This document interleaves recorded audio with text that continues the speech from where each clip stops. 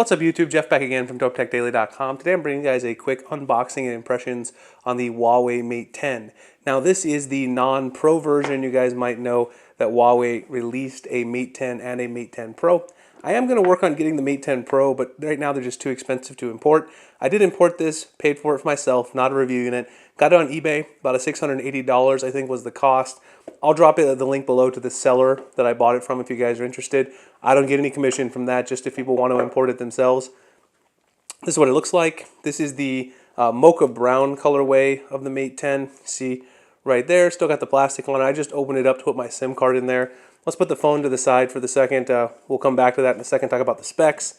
Let's see what else we got inside the packaging. Usually got some goodies in here from Huawei. You can see you got the charger, USB Type-C cable right here, as pretty standard. And then we do have some earbuds.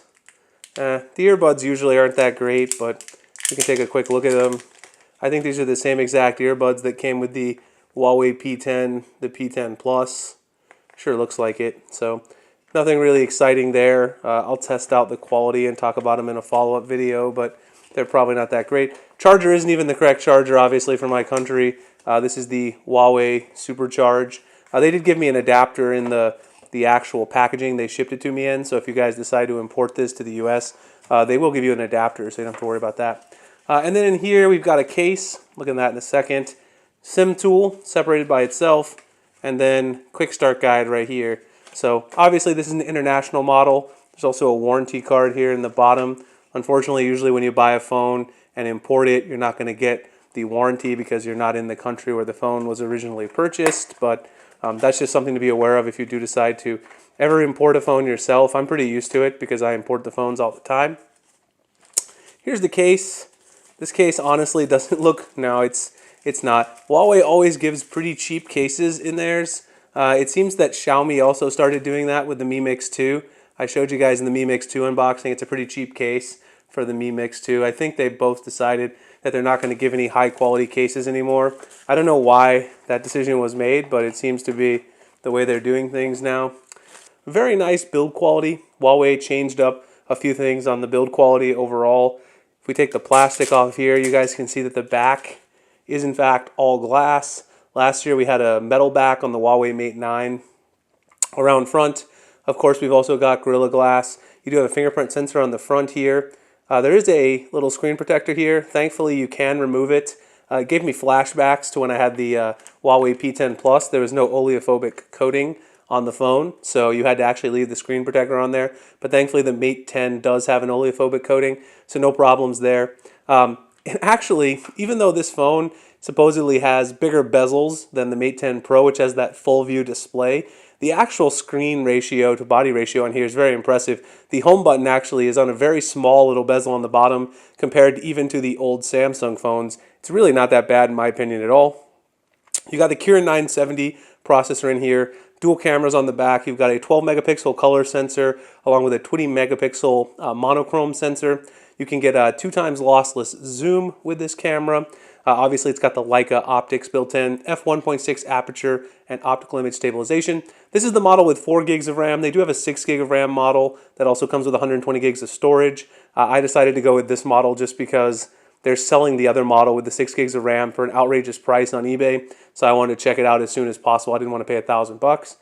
A couple of other the specs here. You do have a headphone jack on this particular phone. On the bottom, you can see you've got the USB-C port. You got your speaker grill there. On the headphone jack is on the top here, as you can see right there.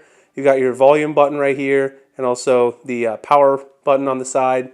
Over here, you can see you've got your SIM tray, as well as that houses a micro SD card up to 256 gigabytes. So very nice there. The sides are metal, but they are a nice little polished metal, so they kind of blend in with the back of the phone, so you don't have any sort of discontinuity there. So they've already went through and did the setup. That way this thing is running a global version of EMUI 8.0. Let's actually just go into the software really quick and check that out. So let's go into the About Phone, and we can check out the software version. You can see right there, it is Android Oreo and EMUI 8.0. So a very nice build of Android Oreo on this. Huawei's done a great job of improving their software over time to be a lot closer to like, real Android. They started off having a software very similar to Xiaomi, which looked more like iOS than it did Android, but now they've got a full, quick settings menu that are easily accessible. Their settings menu, the full settings have been toned down a little bit, so it's much more readable. I think they've come a long way. You can see that it still comes default though without the app drawer, but obviously you can toggle that on, use a third-party launcher. That's really not a big deal.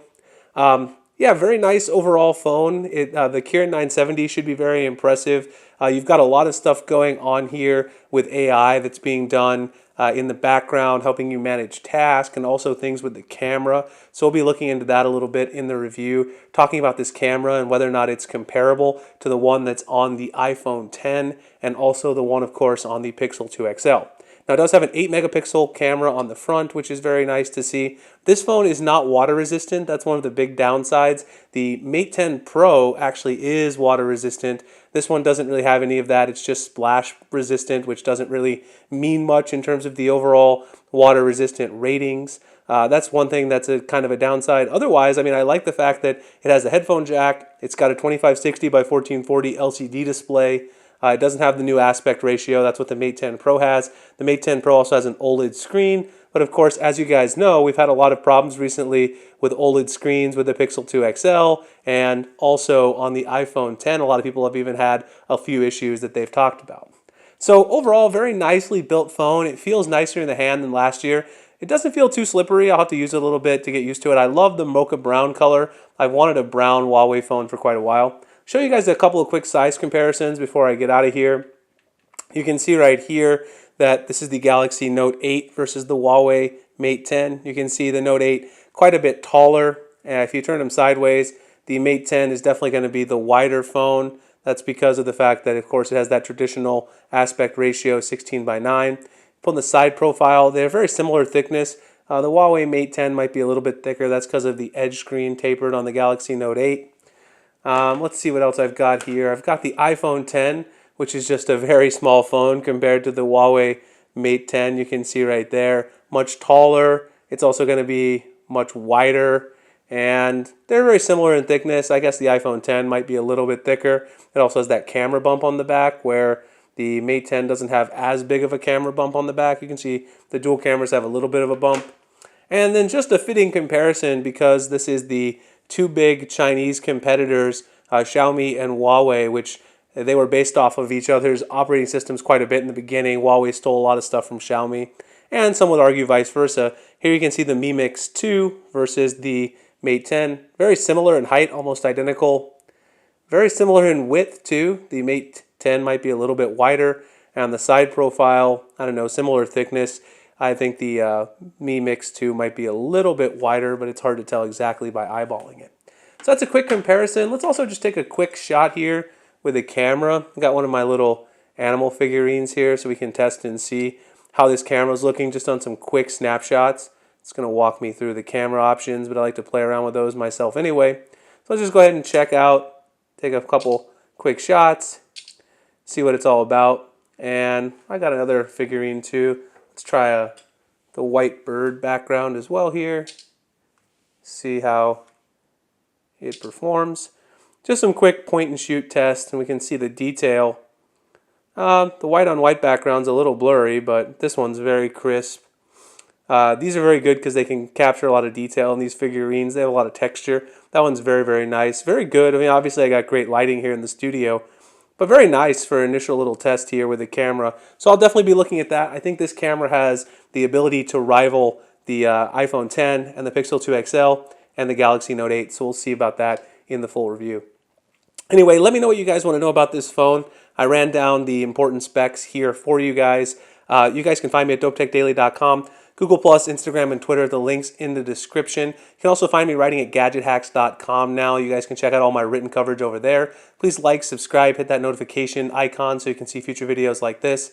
I appreciate you guys checking it out. And of course, I'll see you in the next one. Thanks a lot for watching.